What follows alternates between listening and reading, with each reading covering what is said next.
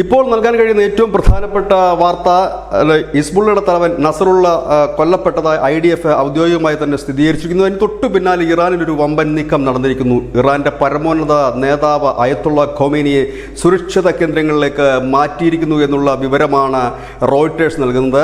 ഇസ്രയേലിന്റെ അടുത്ത ലക്ഷ്യം ഖമേനിയാകാം എന്ന ഒരു കണക്കൂട്ടിലാണ് ഇപ്പോൾ ഖമേനിയെ ഒരു ഒളിത്താവളത്തിലേക്ക് മാറ്റിയിരിക്കുന്നതും സുരക്ഷ വർദ്ധിപ്പിച്ചതുമായിട്ട് റോയിട്ടേഴ്സ് റിപ്പോർട്ട് ചെയ്യുന്നു. നമുക്കറിയാം, ഹമാസിന്റെ ലീഡർമാർ അവരെ കൊന്നു തള്ളിയതിന് തൊട്ടു പിന്നാലെ ഹിസ്ബുള്ളയുടെ നസറുള്ളയെ കൂടി കൊല്ലുമ്പോൾ അടുത്ത ലക്ഷ്യം ഇറാന്റെ പരമോന്നത നേതാവ് ഖമേനിയാകും എന്ന ഒരു സൂചന നേരത്തെ ഉണ്ടായിരുന്നു. അതിന്റെ അടിസ്ഥാനത്തിലാണ് ഇപ്പോൾ ഖമേനിയെ ഒരു സുരക്ഷിത ഒളിത്താവളത്തിലേക്ക് മാറ്റിയതായി റോയിട്ടേഴ്സ് റിപ്പോർട്ട് ചെയ്യുന്നത്. ഏതായാലും ഭയന്നു വിറച്ചോ ഇറാൻ എന്നുള്ള ചോദ്യത്തിന് ഉത്തരം വരും മണിക്കൂറുകളിൽ ഒരുപക്ഷെ ലഭിക്കുമായിരിക്കാം. News desk, news India Malayalam.